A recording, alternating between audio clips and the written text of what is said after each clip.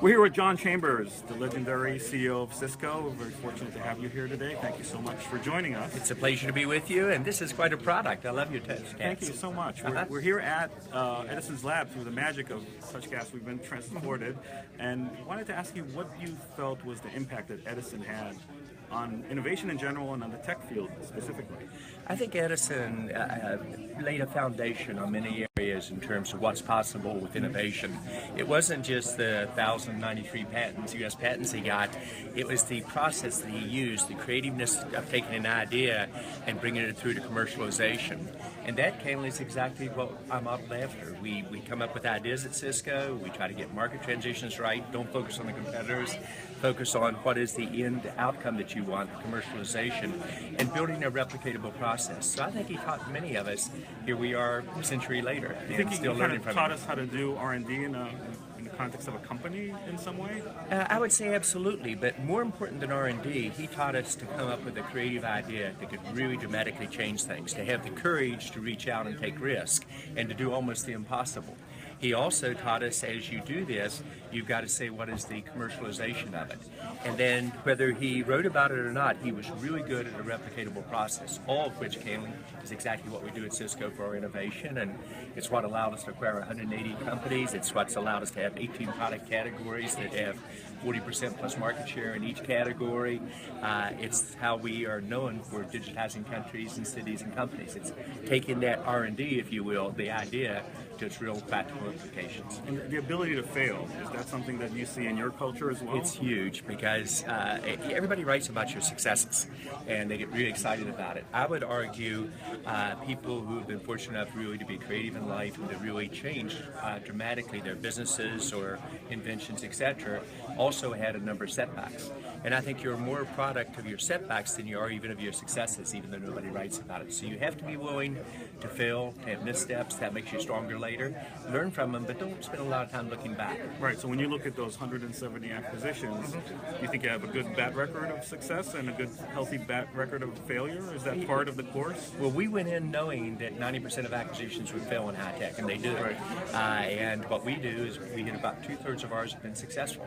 Now, having said that, I still get beat up on the ones that fail. Of course. Much more than the successes, but you have to realize that failure is part of innovation, and if you're really going to lead and break away from your peers, whether it's changing society or changing business, you have to be willing to take the risk, which means periodically you will fail. Is there one invention that you kind of your mind gravitates to that failed that you felt would actually work, or maybe it was too early?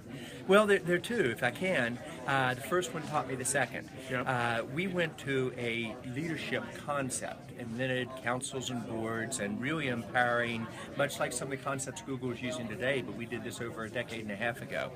And my lesson learned as I did that, I empowered too far on all the councils and boards. I needed a replicatable process behind the creativity.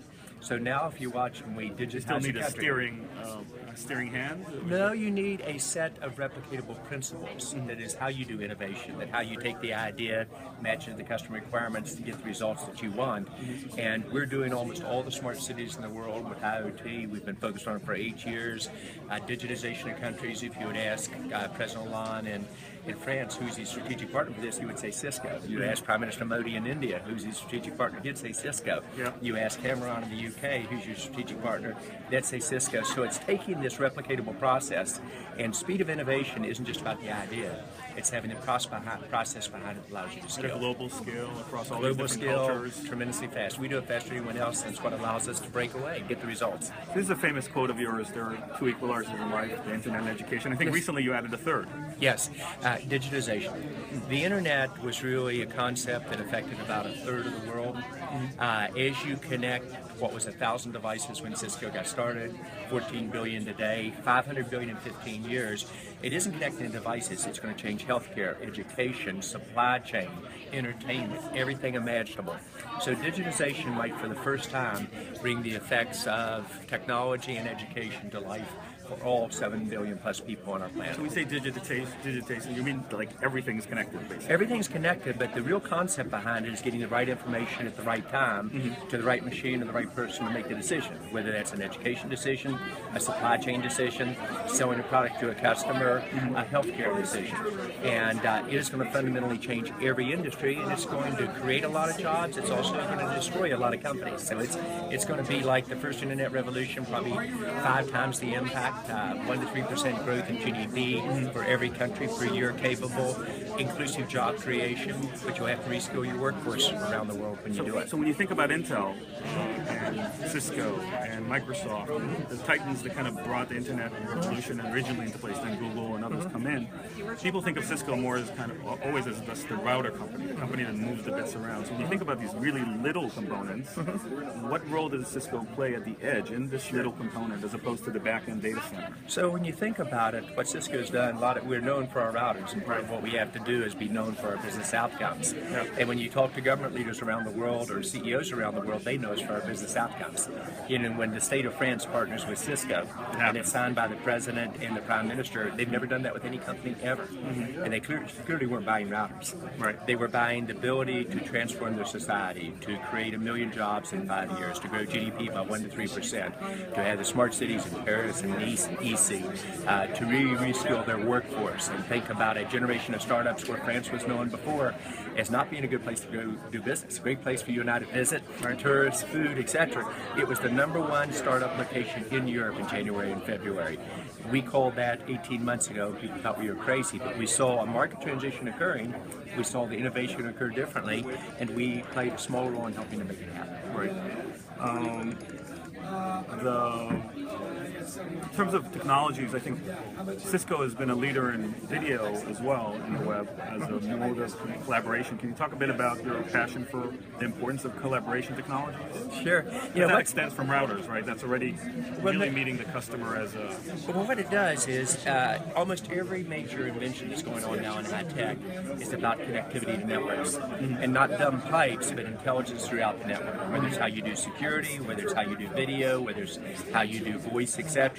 You can imagine what it was like when 10 years ago, a little bit over 10 years ago, we turned to the service provider industry and said voice will not only commoditize, it will be free, 90% of the revenue. But as you put voice on the internet, it's much more efficient. It's a very small load. You already have the data. As you put video on the internet, the way we'll communicate in the future, almost every smartphone will be primarily video in terms of its communications. And your ability to bring a doctor to your location, an expert in a bank that's helping you get a mortgage, a person that really is from the entertainment, that unique touch, if you will.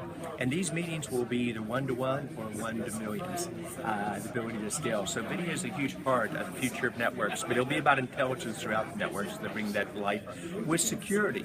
It also protects you. So you firmly believe that video will become a primary communication medium for people? Well, it's already over 50% of the load, way over 50% of the load on networks. Just getting started. It will be 90-95% of the load. Right. So when you think of innovation, so we're using a video technology obviously here, and really what we're doing feels more like a TV show than a video conference. What it seems like is a live interactive session. Yes. And think about that being the primary way you communicate as opposed to the exception. Think about the ease of use that you build into this and the ability to bring that on scale to business customers and to the consumer. Right. That's what it's all about. Yeah, so here we integrated your website as well into our conversation. That's and a good marketing technique. I like that. And the viewer at home can tap on that and go straight to the website wherever we are. Which makes it very useful. Well, what it does is give the ability to communicate much more effectively and a lot easier use. So you don't have to have a staff that does this, you do it yourself. And I love the scalability. Yeah, and you can just walk in here and then I can also use my whiteboard to talk about certain things that we're doing. And everything is, with these mobile devices that Apple has kind of heralded the age for, there is kind of a new dawn of a new age, I think, in these devices in terms of how easy they are to use. I listened to one of your talks about your granddaughter at 2 years old, like a whiz kid. Yeah, but she was going through her Apple applications faster than I could. Yeah. And I said to my son-in-law, too early to apply to Stanford for early application, teasing him, and he said, Dad, every 2-year-old does it.